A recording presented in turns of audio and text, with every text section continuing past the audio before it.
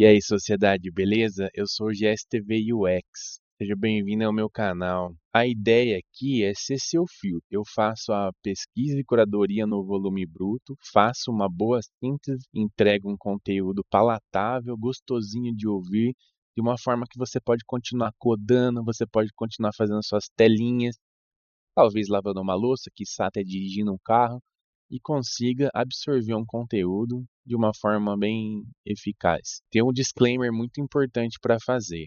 Sim, vou recorrer à inteligência artificial para me auxiliar a criar conteúdos em áudio, texto, imagem e vídeo, porque acredito que dessa forma eu consiga entregar um conteúdo um pouco mais palatável e apresentável, pelo menos a priori, nesse momento aqui inicial. Se inscreva, ative o sininho e acompanhe para mais conteúdos. Pegue seu caderninho, sua canetinha e ó, partiu o play. Sabe, quando a gente vai num museu assim e olha para aquelas ferramentas de ofício antigas, Tipo aquelas prensas enormes de metal, né? exato, tipo um tear manual gigantesco ou uma daquelas prensas de tipos móveis, e a gente pensa, cara, é loucura imaginar a quantidade de esforço físico e repetição que a galera precisava para produzir algo que hoje é tão básico, sabe? Chega a ser meio surreal pensar nisso hoje. Pois bem, estamos em maio de 2026 e, segundo o criador do Atomic Design, o Brad Frost, o clássico guia de estilos estático, né? Aquele PDF interminável. Nossa, os PDFs de 300 páginas. Sim, ou aquela página pesada no Figma que não conversava com o código de jeito nenhum. Então isso aí acabou de ganhar um lugar de destaque nessa mesma prateleira do museu. E foi rápido, né? Muito. A transição foi brutalmente rápida. Brutal, mas absolutamente necessária, porque se a gente pensar bem, aquele formato estático que ditava as regras visuais de um produto digital, ele simplesmente colapsou. Colapsou real. Sim, colapsou sob o peso da velocidade que a gente tem para iterar hoje em dia. A infraestrutura de hoje, ela exige que os design systems não sejam mais cartilhas passivas de regras. Eles, se tornaram organismos vivos mesmo. É um ecossistema bidirecional de código e design que reage e se adapta em tempo real. A lógica inverteu, sabe? Como assim inverteu? Quer dizer que o sistema não documenta mais o produto. O sistema gera o produto. Gera o produto. Cara, isso muda tudo. E o impacto disso nos negócios é, assim, o que torna tudo impossível da gente ignorar nessa nossa análise de hoje. Porque, olhando para os dados, o cenário mostra equipes que alcançaram essa maturidade sistêmica, batendo 135% de retorno sobre o investimento. 135? É muita coisa. É um absurdo. E, além disso, o fluxo de trabalho de design ficou 34% mais rápido. Então, a missão desse nosso mergulho profundo nas fontes hoje é justamente mapear essa fluência, sabe? Entender os mecanismos que a inteligência artificial acionou para redefinir completamente a cadeira do UX designer. Porque aquela ideia de desenhar tela por tela já era, né? Já era. Quem está escutando precisa esquecer de vez essa prática de desenhar telas pixel por pixel. O foco agora, para quem atua na área, é como esse profissional atua como um arquiteto de sistemas complexos. E também como um orquestrador de modelos de IA, né? Exatamente. E para a gente entender, assim, a mecânica por trás desses 34% de ganho de velocidade que você mencionou, a gente precisa analisar o gargalo que a IA simplesmente tirou do caminho. Porque, historicamente, o ciclo de prototipagem exigia um esforço manual colossal, né? Aquela transição chata entre o rascunho de baixa fidelidade e a interface de alta fidelidade. Demorava semanas. Semanas. Mas a introdução da Generative UI, né, a interface de usuário generativa, automatizou essa ponte. O tempo médio para transformar uma hipótese de negócio num protótipo viável, que dá para testar, ele despencou de 14 para 4 dias. 4 dias. É surreal. E detalhe, a IA não está só sugerindo layouts soltos. Ela está literalmente compilando componentes funcionais baseados no sistema que já existe, tudo isso a partir de comandos em linguagem natural. O que me faz pensar naquela analogia clássica, mas que, cara, nunca foi tão precisa quanto agora. Tipo, no passado, o UX designer era essencialmente um pintor de tela, sabe? Pincelando elemento por elemento. Exato. A tela era o limite físico ali. Cada elemento, cada botão precisava ser pincelado manualmente. Hoje, o papel é muito, mas muito mais próximo ao de um diretor de orquestra. Boa analogia.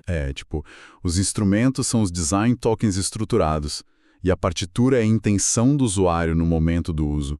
A inteligência artificial é quem efetivamente senta lá nas cadeiras e toca os instrumentos, gerando a música em tempo real para quem está ouvindo. E a forma como essa orquestra interpreta a partitura é o que nos leva àquele conceito de Machine Experience, a galera chama de MX, né? MX, sim. Porque, olha só, a indústria meio que superou aquele debate sobre design responsivo, que, sendo bem honesta, no fundo era só uma matemática de breakpoints, sabe? Para fazer as caixinhas caberem em telas de tamanhos diferentes, né? Pois é, empurrar bloco para baixo. Mas a Machine Experience atua na camada comportamental da coisa. Trata-se de um design adaptativo e preditivo. Preditivo, tá. Explica melhor isso. A interface hoje, ela é impulsionada por modelos de machine learning que rodam integrados direto no front-end. Então, ela analisa a telemetria da sessão inteira para, interpretar a intenção cognitiva da pessoa que está navegando. Telemetria, você diz, o tempo que o mouse fica parado numa área da tela, a velocidade do scroll da página, essas coisas? Isso mesmo. Ou aquelas hesitações antes de clicar em alguma coisa, sabe? Uhum. A telemetria moderna, ela vai muito além de só contar onde teve clique. É uma análise em tempo real de atritos, de padrões históricos de como aquele perfil navega. E aí a mecânica preditiva processa esses sinais e adapta o fluxo da interface dinamicamente.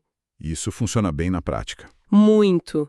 Os registros das implementações recentes mostram que esses modelos conseguem acertar o próximo passo lógico do usuário em 68% das vezes. E isso antes mesmo do cursor do mouse se mover na direção do alvo. Caramba, 68%. É quase telepatia da máquina. Pois é, e o reflexo direto dessa redução a quase zero do atrito cognitivo são sessões, em média, 42% mais longas. A navegação fica muito fluida porque aquela carga mental de ter que procurar a aproximação, ela é transferida do ser humano para a máquina. Porque, a ideia de uma interface que antecipa tudo o que eu quero, na teoria soa incrivelmente eficiente. Mas na prática, a gente não corre um risco absurdo de criar, uma bolha de usabilidade? Como assim, bolha? Se a IA sempre reordena a interface para me mostrar só o caminho que ela já prevê que eu vou tomar, como é que fica a descoberta de novas funcionalidades? Isso me parece super perigoso, sabe? Entendi. A interface poderia ficar tão invisível e tão focada no meu hábito que ela acaba escondendo soluções muito melhores que o próprio aplicativo tem a oferecer, mas que eu nunca vi. Olha, essa preocupação é muito, muito válida. E eu diria que esse equilíbrio entre a hiperpersonalização que a Max traz e essa jornada de descoberta que você falou, hoje esse é o maior problema arquitetônico que as equipes de produto estão enfrentando. Imagino. Porque senão você fica rodando em círculos, né? Exato. Mas a solução que está se provando mais eficaz não envolve deixar o sistema mais burro ou diminuir a inteligência dele. A sacada é alterar a forma como ele se comunica. A chave mecânica para evitar essa bolha é a transparência sistêmica. Transparência. Então, peraí, você está dizendo que a interface precisa meio que confessar para mim que ela está mudando as coisas de lugar. Tipo um letreiro sutil dizendo, ei, eu movi esse botão de transferência para o topo porque é dia de pagamento e você sempre faz isso. Exatamente. Se a interface simplesmente sofre mutações de forma silenciosa, a pessoa perde a sensação de controle. E a confiança no produto cai drasticamente. A pessoa fica meio, cadê aquele botão que estava aqui? Ia ser super frustrante. Muito. Então, os sistemas de UX maduros já incluem loops de feedback bem explícitos. A arquitetura de informação prevê espaços justamente para sinalizar o contexto daquela adaptação. Entendi. Dá um aviso, né? Isso. Quando a interface comunica abertamente a lógica por trás daquela alteração, tipo uma tag dizendo sugerido com base na sua última tarefa ou atalho dinâmico, isso já elimina a fricção da surpresa. Fica claro que não é um erro do aplicativo. Perfeito. O usuário entende que o sistema é uma ferramenta proativa que está agindo em benefício dele, e não uma caixa preta manipulando a telas escondidas. É essa transparência que preserva o nosso senso de agência, sabe? E permite que a gente descubra organicamente o que está fora dessa bolha preditiva. Isso faz muito sentido sobre a ótica do comportamento humano. Mas pensando no lado técnico da coisa, uma interface que se reorganiza assim na mosca parece um pesadelo de manutenção, cara. É o desafio em tanto. Porque se a IA está, na prática, gerando a Generative UI em tempo real ali para cada sessão individual, como é que a gente amarra isso para não quebrar tudo? Quer dizer, como evitar que a IA, no meio de uma predição maluca, acabe gerando, sei lá, um texto cinza super claro em cima de um fundo branco e quebre todas as regras de acessibilidade possíveis? É aí que a gente precisa mergulhar de cabeça na infraestrutura invisível que impede o colapso da tela. O segredo não está no modelo preditivo em si, sabe? Mas nas restrições sob as quais ele opera, e o principal pilar dessa restrição atende pela evolução dos design tokens. Ah, os famosos tokens. Então vamos direto para a mecânica deles em relação à IA, porque isso é o coração da mudança, né? É sim. Se os tokens sempre foram aquelas variáveis que guardam as decisões de estilo, tipo uma chave lá no código que diz que a cor primária é aquele azul bem específico, como é que eles interagem com a IA generativa hoje de forma diferente? A interação mudou completamente de patamar com a padronização do formato DTIFX. DTIFX. Isso, Design Token Interchange Format. Pensa no seguinte: os modelos de linguagem de larga escala, os LLMs que a gente usa, eles operam prevendo o próximo elemento de uma sequência matemática. Se você larga o modelo solto para gerar código visual da sua cabeça, ele vai trabalhar com probabilidades estatísticas de cores e espaçamentos. E é aí que ele alucina. Inevitavelmente gera alucinações de design, é batata. O DTIFX, por outro lado, ele atua como um esquema semântico rígido que cria limites matemáticos.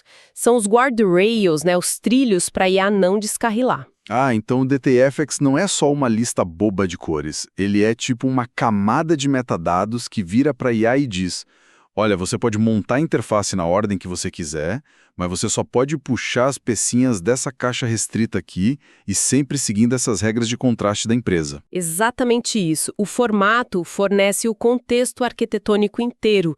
Ele mapeia a intenção por trás de um componente. Então, quando o LLM precisa gerar, um botão de ação crítica, o formato DTIFX simplesmente proíbe que ele alucine uma cor arbitrária ou que ele fale na proporção ali do espaçamento interno. Ele tira a opção de dar errado, basicamente. Tira. E para que esse esquema funcione em larga escala, sem gerar um gargalo bizarro de produção, as ferramentas de sincronização profunda viraram, os motores principais do processo. Plataformas tipo Frontier da Anima e o Supernova também, eles automatizaram esse fluxo bidirecional. Eles fazem a compilação nos dois sentidos, certo? Tipo, o desenvolvedor vai lá, muda algo na biblioteca de código do Storybook e o componente já se atualiza instantaneamente no Figma do designer e vice-versa. A fonte única da verdade, a famosa Single Source of Truth, ela deixou de ser um documento estático jogado num Notion da vida para se tornar essencialmente uma API que fica rolando no fundo. Perfeita definição. É exatamente uma API. O design e o código deixaram de ser entidades separadas lutando por paridade. Eles passaram a ser só interfaces diferentes que estão visualizando o mesmo banco de dados de tokens. É essa estrutura amarrada que permite que a Generative UI atue com, segurança cirúrgica. Cara, e para provar que essa sincronização e essas restrições não são só da boca para fora ou palestras bonitas de conferência de design, a gente tem aquele experimento incrível documentado nas fontes pelo designer Guilherme Gonzalez, né? De crescimento dessa nova era. Para quem está ouvindo e não sabe, ele tentou construir um design system funcional, totalmente do zero, em assombrosos 5 dias, usando ferramentas de geração de código e interfaces baseadas em IA, tipo o V0.dev e o Claude. Foi um teste de estresse fascinante sobre as capacidades reais dessas ferramentas. E o que mais chama atenção nessa história toda não é nem a velocidade que ele alcançou, mas o exato momento em que a arquitetura falhou. Exato. Tem um relato ali no meio que é sensacional, onde ele tentou pegar o caminho mais curto. Ele, pegou um arquivo bruto em JSON que tinha 14 mil linhas de definições de design tokens. 14 mil! Muita coisa para jogar de uma vez. E aí ele jogou tudo isso de uma vez só no terminal do LLM, esperando que a IA, magicamente entendesse todo o sistema visual da empresa dele. E o que aconteceu? A máquina simplesmente engasgou e travou. O limite de contexto da IA não aguentou, perdeu o fio da meada total e foi incapaz de processar aquela estrutura. Deu tela azul na IA. E isso revela muito sobre a verdadeira mecânica dos modelos de linguagem atuais, né? O erro didático dele ali foi tratar a inteligência artificial como se fosse um compilador tradicional, que vai ler o código de forma linear, linha por linha, de forma determinística. O que não é verdade. Não é. O LLM sofre muito daquele fenômeno de perda de contexto no meio, o lost in the middle.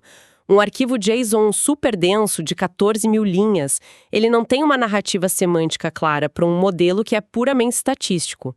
Sem hierarquia, o dado vira só ruído para a máquina. É como se, um diretor entregasse para um estagiário recém-contratado, no primeiro dia de trabalho, uma planilha de 10 mil páginas sem nenhum cabeçalho nas colunas e dissesse, estrutura a empresa aí para mim. A falha é garantida, não vai rolar. É batata, não tem como. O que me leva a pensar aqui, o valor atual do profissional do UX Designer, ele migrou de vez para algo muito próximo da tal da engenharia de prompt. Mas não do jeito banal que a galera acha, ficar pedindo para gerar uma imagem fofinha no Midjourney. É engenharia de prompt baseada puramente em arquitetura de informação pesada. Sem dúvida alguma. Porque para o modelo funcionar de verdade, na construção de um sistema robusto, o designer não pode simplesmente cuspir o JSON bruto na cara dele. Ele precisa orquestrar a informação, sabe? Traduzir para a máquina? Isso. Isso significa traduzir as restrições em documentos no formato Markdown, por exemplo, estabelecendo regras muito claras de parentesco entre os componentes. Ele precisa definir explicitamente as diretrizes de melhores práticas de arquitetura de front-end e injetar as matrizes rigorosas de contraste de acessibilidade. Tipo o algoritmo APCA que a gente viu, né? Exato, o APCA. Essa curadoria minuciosa do contexto é o que diferencia hoje uma IA que vai alucinar loucamente de uma IA que constrói um sistema sustentável. A inteligência do processo saiu de vez daquela execução manual das telas e foi direto para o raciocínio estrutural de como você alimenta a máquina. Tá, mas espera aí. Voltando àquela lógica que a gente comentou do ciclo de criação ter caído de 14 para 4 dias. Se a gente consegue orquestrando a IA dessa forma bonitinha, cuspir componentes, variações e fluxos inteiros com essa velocidade toda, a gente não está essencialmente automatizando a criação de lixo digital? Como assim lixo digital? Porque, pensa bem, se a IA constrói o que a gente pede na hora, isso me soa como uma receita perfeita para o caos arquitetônico, se não tiver um controle absurdo. É o equivalente digital do crescimento urbano desordenado, sabe? Ah, entendi o ponto. É tipo você deixa a IA construir casas onde ela quiser sem nenhuma lei de zoneamento na cidade, e aí muito rapidamente você tem uma metrópole gigantesca sem nenhuma rua conectando os bairros, ninguém chega a lugar nenhum. Nossa, essa metáfora do crescimento urbano desordenado é cirúrgica para descrever o que a gente chama de dívida de design. Porque assim, a engenharia de software já discute a tal da dívida técnica há décadas, né? Que é aquele preço que você paga amanhã pelo código mal feito que você entregou às pressas hoje. Exato, o famoso puxadinho no código. O puxadinho. Com a automação generativa, a dívida de design, o design debt, ele se tornou o assassino silencioso de qualquer escalabilidade. É aquele acúmulo letal de inconsistências de navegação, fluxos que parecem que foram feitos por 3 empresas diferentes e componentes de código repetidos que só incham o sistema sem necessidade nenhuma. Então quer dizer que a governança de design, que, vamos ser sinceros, sempre foi aquela parte burocrática chata pra caramba que ninguém gostava de discutir nas reuniões, hoje ela se torna a tal lei de zoneamento fundamental para evitar que a cidade inteira desmorone? Absolutamente. Sem modelos muito rígidos de governança, o design system apodrece. Não tem outra palavra. Quando a gente olha para a estrutura corporativa clássica, a gestão oscilava muito entre o modelo centralizado, né, onde uma torre de marfim aprovava qualquer mudancinha e criava um gargalo terrível. Onde tudo travava. Isso. E o outro extremo, que era o descentralizado, onde era o caos completo e cada squad fazia o que queria. O que os dados das adoções mais bem-sucedidas apontam agora é que 63% das grandes empresas já migraram para o modelo híbrido, que alguns chamam de federado. Que é onde você tem um núcleo duro ali para as regras intransponíveis, tipo acessibilidade, mas as equipes que estão lá na ponta têm autonomia para criar componentes experimentais, usando a IA para resolver uns problemas muito específicos do contexto deles, né? Exato. O núcleo define, tipo, a Constituição, mas as províncias criam suas leis locais com base na necessidade ali do dia a dia, desde que não quebrem a regra fundamental de acessibilidade e os benditos design tokens. Claro. Mas aí a teoria da governança esbarra na prática humana, né? A adoção. Convencer dezenas de desenvolvedores e designers a adotarem um fluxo de aprovação restrito é um desafio monumental. Cara, e é aqui que entra um dos casos práticos mais brilhantes de resolução desse gargalo comportamental que a gente viu na pesquisa, olhando para o que a Delivery Hero fez. Eles entenderam perfeitamente que forçar regras técnicas goela abaixo, via manuais gigantescos e reuniões chatas, nunca funciona. Desenvolvedor odeia burocracia, fato. Odeia, fogem disso. Então, olha que sacada genial. Eles recorreram à psicologia comportamental. Eles usaram gamificação pura para forçar a adesão sistêmica. Isso foi brilhante. Eles transformaram o consumo e a contribuição da equipe no design system numa métrica visível de jogo, né? Exato, cara. Eles construíram painéis de controle, dashboards, totalmente abertos para toda a engenharia e o design verem. E criaram níveis categóricos tipo videogame mesmo. As equipes começavam lá no nível bronze e podiam subir para prata e ouro dependendo da taxa de adoção estrita dos componentes padrão e da ausência de dívida de design que eles geravam. Eles basicamente transformaram a higiene do código e do design num quadro de pontuações de fliperama. Sim. E adivinha? Nenhuma squad de desenvolvimento de alto desempenho queria ter o seu nome lá atrelado ao selinho bronze no telão da empresa, sendo apontada como a galera que infla a dívida do sistema. A adoção vira uma questão de orgulho pessoal e competição super saudável entre os times. O que nos ensina uma lição importantíssima. Mesmo no pico da inteligência artificial gerando interfaces dinâmicas, o fator limitante de qualquer infraestrutura continua sendo puramente cultural. São pessoas, né?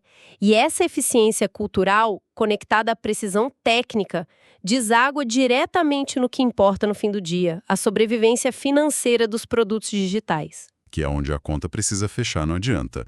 O UX designer pode adorar a filosofia da acessibilidade, escrever artigos sobre isso, mas quem assina o cheque lá em cima, o CEO, ele olha para o ROI, para o retorno sobre o investimento. E o valor inegável que valida toda essa arquitetura super complexa de Machine Experience, de tokens e de LLMs, está justamente na eliminação sistemática da redundância operacional, sabe?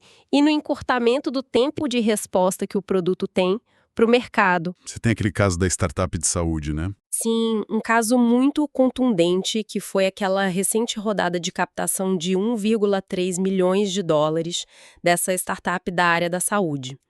Os investidores não injetaram esse caminhão de dinheiro lá simplesmente por causa de uma ideia bonitinha, mas pela infraestrutura que eles montaram. Uhum. A startup aplicou um sistema modular totalmente movido a IA, que entregava um UX preditivo específico para pacientes idosos. Eles antecipavam as necessidades para reduzir, muito o esforço cognitivo brutal que essa demografia tem com tecnologia. Ou seja, o modelo de negócios deles inteiro se apoiava nessa fluidez de uso do produto. Se fosse difícil de usar, a empresa quebrava. Completamente. E como as interfaces eram geradas na hora a partir dos tokens que eram auditados dinamicamente, em vez deles terem centenas de telas rígidas para dar manutenção, o custo operacional deles era uma fração do custo de um concorrente tradicional. A sustentabilidade financeira da operação saltou aos olhos dos investidores na hora. Porque é muito menos tempo escrevendo o código repetido, né? Menos processamento de servidor, gasto renderizando lixo digital. E uma acessibilidade gigantesca construída desde a fundação lógica lá do sistema. Sim, já nasce acessível. Sabe, é uma mudança de paradigma que afeta diretamente o plano de carreira de todo mundo que está nos escutando hoje. Porque quando a gente para analisar friamente, automatizar o handoff, que é, né, aquela transição quase sempre dolorosa e cheia de briga entre o time de design que cria os visuais e os devs que traduzem aquilo para código. Automatizar isso não é uma ameaça à profissão. Muito pelo contrário. O fim desse handoff manual, na verdade, liberta o profissional de tarefas de manutenção de baixo impacto. A pessoa que cuida do UX deixa de gastar horas discutindo o desalinhamento de margem de botão de 2 pixels e investe esse tempo calibrando a lógica de negócios pesada do produto. Lapidando a acessibilidade. Exato, lapidando as diretrizes de acessibilidade e principalmente afinando o voice and tone do produto, para que a interação humana se sobressaia no meio de tanta máquina. É porque, pelo menos até o presente momento, a curadoria ética, aquela empatia intrínseca para entender de verdade as nuances emocionais de um fluxo de uso, e o alinhamento puramente estratégico de onde o produto quer chegar, tudo isso, essas habilidades são totalmente indecifráveis para os modelos estatísticos baseados em transformers que a gente tem. A IA não tem empatia. Não tem. A máquina escala o processo e constrói as paredes, mas o ser humano é quem desenha o propósito daquele edifício. Nossa, perfeito. O que me traz é um pensamento que tem ecoado na minha cabeça desde o comecinho dessa nossa exploração aqui. E acho que é o ponto ideal para a gente expandir a perspectiva antes de encerrarmos. Manda. Se a Generative UI e essa Machine Experience estão de fato convergindo para um ponto onde as interfaces são puramente fluidas, né? Geradas sob demanda lá no milissegundo em que a minha sessão do app inicia, tudo baseado no meu histórico preditivo, até que ponto a ideia clássica de uma tela de aplicativo do jeito que a gente conhece não está com os dias contados? Eu diria que esse é o destino inevitável da otimização total. Porque pensa bem, se a intenção humana é lida pela máquina e atendida sem um menor atrito, a representação visual estática que a gente usa hoje como uma intermediária, ela perde a função primária de navegação. Ela vira só um detalhe. Ela se torna só um meio temporário para chegar num fim e não o ambiente final em si. Exato, cara. O que significa, no fim das contas, que o designer focado em UX do futuro muito próximo pode acabar não desenhando absolutamente nenhum pixel. Nunca mais. A profissão evoluiria para uma concepção exclusiva de algoritmos de comportamento, tipo reações ápticas, aqueles fluxos conversacionais invisíveis e os parâmetros emocionais do usuário. É uma camada totalmente invisível. Pois é, a interface visual em si passaria a ser apenas um fragmento descartável, que a IA compila em 1 segundo para resolver o seu problema ali na hora e simplesmente dissolve no segundo seguinte. Então, se o guia de estilos engessado que a gente falou no começo já foi parar na prateleira do museu, lá do lado da máquina de escrever, como apontou o Brad Frost, eu acho que a gente precisa começar a considerar muito seriamente que a própria tela, da forma que a gente concebe e consome hoje, já está na fila de espera para ser a próxima grande atração dessa mesma exposição histórica.